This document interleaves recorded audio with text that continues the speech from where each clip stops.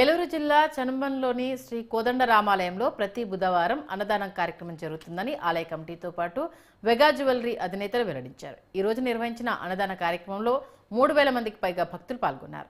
పెద్ద సంఖ్యలో భక్తులు పాల్గొని వెగా జ్యువెలరీ వారికి ఆశీస్సులు అందజేశారు.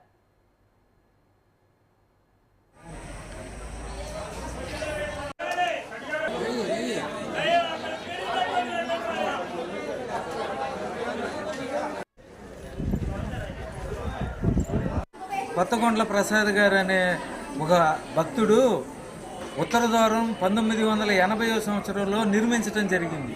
అప్పటి నుంచి ఎక్కడా లేనటువంటి ఉత్తర ద్వార దర్శనం మన ఈ చనుబండ రామాలయంలో భక్తులకి అందుబాటులోకి వచ్చింది. ఆ ఉత్తర ద్వారం భిన్నం అవటంతో ప్రస్తుతం కొత్తకొండ రామారావు గారి కుమారులు ముగ్గురు ఈ ఉత్తర ద్వారానికి పునర్నిర్మాణం చేసి దానికి కూడా గాలిగోపురం నిర్మించడానికి పూనుకున్నారు. వారికి ధన్యవాదాలు.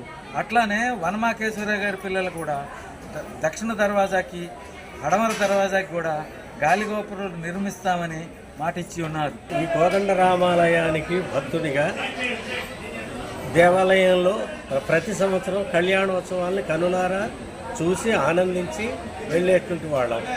ఈ ఆలయానికి ఇంత పేరు ప్రఖ్యాతులు ఉన్న ఆలయానికి ధర్మకర్తలైనటువంటి చెన్నకేశవ రెడ్డి గారు చక్కగా నిర్వహిస్తున్నారు.